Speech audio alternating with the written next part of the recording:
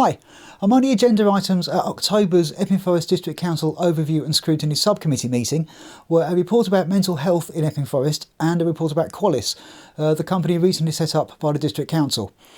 This gave me an opportunity to ask a couple of questions about issues which are very important to me and which I know are very important to many members of Waltham Abbey's community. One was about mental health, the other was about social housing.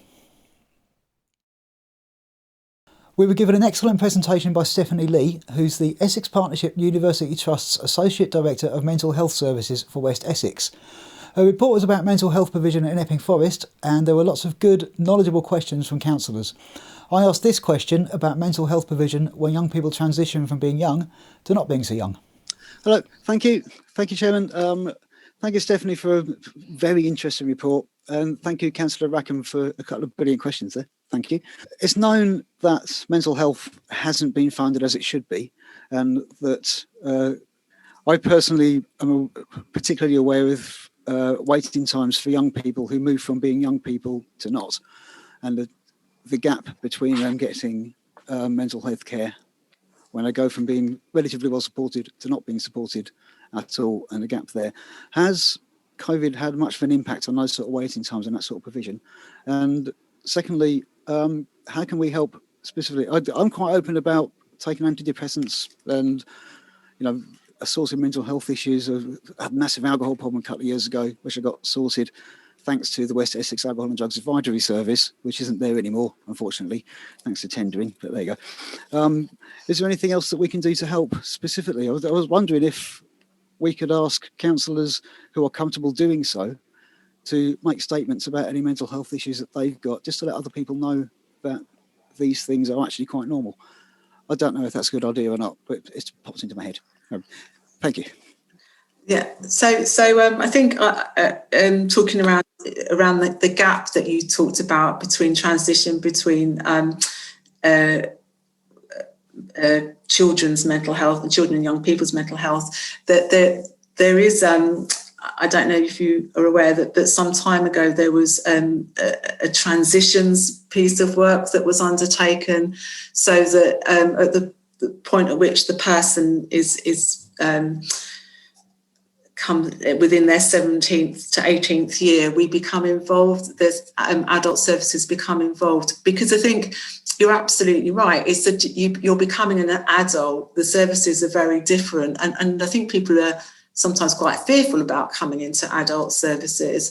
So there is that piece of work that goes on. So there isn't that gap now. There is that transition and holding people around that.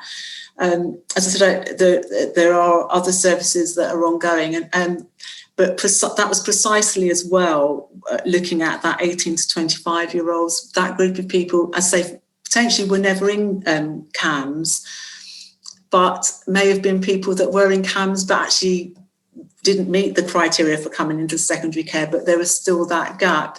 So, and that 18 to 25-year-old pilot seems to be really working well with that. So that's something we're really, really keen to continue with. And in terms of parity of esteem around mental health, I'm a huge advocate for anything that we can do to make sure that people recognise it as something that's really common, as we know, and about how we look after each other's mental health. And that is really important. For my staff at this time, they're all getting pretty exhausted, actually, and that's one of our big things about how we support each other through what's going to be quite a difficult winter, we think.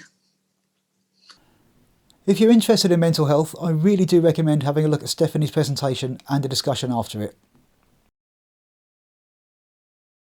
Something else which came up was a report about Qualis, which is the private company set up by the District Council. I'd assumed that one of the advantages of Qualis was that we could build and own social housing without having to sell it off through right to buy or lose income to social and private landlords. That would mean that the housing benefit we as taxpayers pay to those households who rely on it would go back to the council rather than funding a property developer's next 4x4 or second home. It turns out that I was wrong. Basically, would this be a reasonable thing to say? That one of the advantages of Qualis means that we can build council housing without it being subject to right to buy, and that housing benefit paid to those residents will come back to the council rather than going to private landlords. therefore bringing money back into the council. Would that be a reasonable thing to say? Well, all I can say at the moment is that none of the property transactions or the envisaged developments have an envisaged sale in terms of social housing. So although it's a possibility that social housing, social houses may be bought from developments, that is not the position as it is. So what has been said is logical, but is not part of the immediate targets for Qualis or indeed the authority. The sites that are being got away are more traditional private rental market sites and or mixed sites and or facilities like a sports centre. And ones that would include affordable housing? Yes, obviously affordable housing is in the planning requirements of the authority, and obviously Qualis, like any development,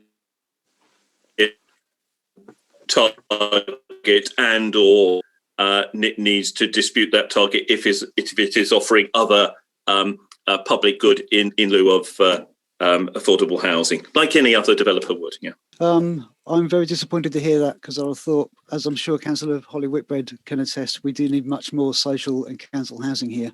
And I thought this would be a mechanism to be able to do that. So I'm very disappointed to hear that. But thank you for your honest reply. Thank you. The link below will take you to the Waltham Abbey Greens website, which has all the relevant links, including one to the recording of the meeting on the council's webcasting site. You can pick which bits you want to watch and read the reports, supporting documents, etc. from the menu bar on the right hand side. I'll also include links to the relevant Green Party policies on mental health and housing. Page turners they ain't, but although there are a few bits of Green Party policy I don't agree with, one of them is honestly a t-shirt, I do pretty much agree with these. They'll give you a good idea of where I'm coming from on mental health and housing issues. Thanks for watching. If there's anything you'd like to ask or raise with me, please email this email address. In the meantime, stay safe, stay well. Ta-ra.